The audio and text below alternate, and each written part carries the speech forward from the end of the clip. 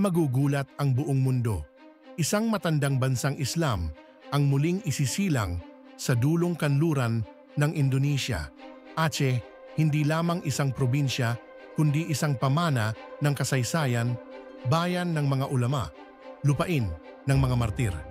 Hindi mananatili magpakailanman ang Aceh bilang bahagi ng republika. Sa madaling panahon o sa katagalan, maghihiwalay rin ang Indonesia at ang pulong ito. At masasaksihan ng mundo ang muling pagsilang ng isang bansang Islam na dati iginagalang, Aceh Darussalam. Bago pa man maging isang bansa ang Indonesia, bansa na ang Aceh. Matatag na nakatayo na ang sultanato ng Aceh Darussalam mula pa noong ika-15 siglo at nakipag-ugnayang diplomatiko sa Imperyo ng Ottoman sa Gujarat. Si Sultana Safiyatuddin ay namuno sa bayan. Ang Aceh ay naging maningning na halimbawa ng kabihas ng Islam sa Timog Silangang Asya. Ngunit nagbago ang panahon. Dumating ang mga mananakop at nang tuluyan ng mapasakamay ng mga Olandes ang mga lupain ng kapuluan, ang Aceh ang nagbigay ng pinakamatagal at pinakamadugong paglaban. Ang digmaang Aceh ay naging simbolo ng paglaban ng Islam sa kolonyalismo.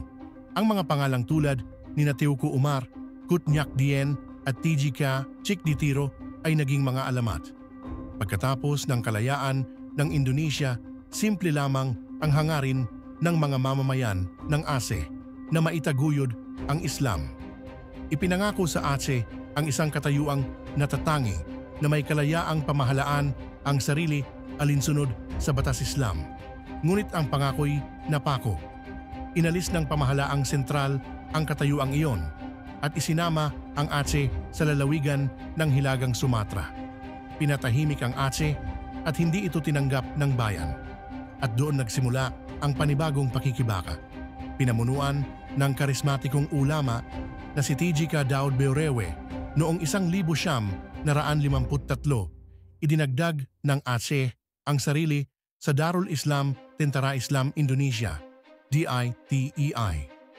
Tinanggihan ni Daud Beorewe ang pankasila, itinakwil ang sekularismo at ninais na gawing bahagi ng bansang Islam ang Aceh. Nagtagal ng maraming taon ang kanilang laban. Ginawang kuta ang mga bundok, dumanak ang dugo. Ngunit noong 1962,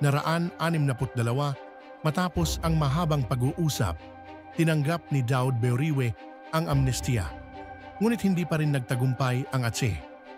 Isang kabanata lamang ang natapos, hindi papatay ang diwa ng kalayaan, pahinga lamang ito naghihintay ng muling pagbangon.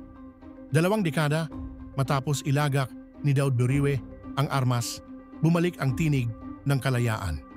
Noong 1976, isang intelektual na Aceh na si Hasan Ditiro ang nagtatag ng Gerakan Aceh Merdeka, Jadan GM.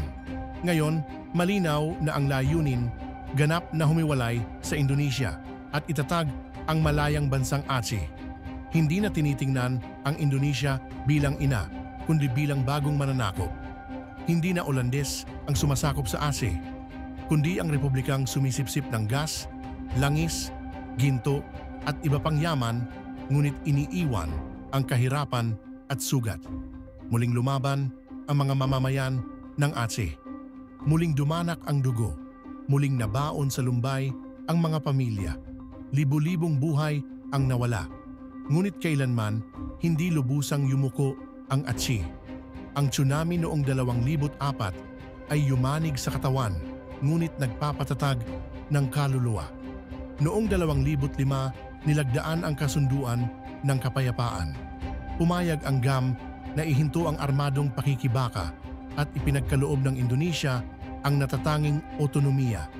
Akala ng marami tapos na ang lahat. Ngunit hindi kilala ng kasaysayan ng Aceh ang salitang pagsuko. Ang otonomiya ay pansamantalang pahinga lamang. May sugat pa rin sa puso ng bayan. Ngayon, ang mga kabataan ng Aceh ay hindi na nagdadala ng armas. Ang dala nila'y kaalaman, ideolohiya at diwang Islam. Patagong iwinawagayway ang bandilang may buwan at bituin. iniaawit pa rin ang mga awit ng pakikibaka sa mga nayon.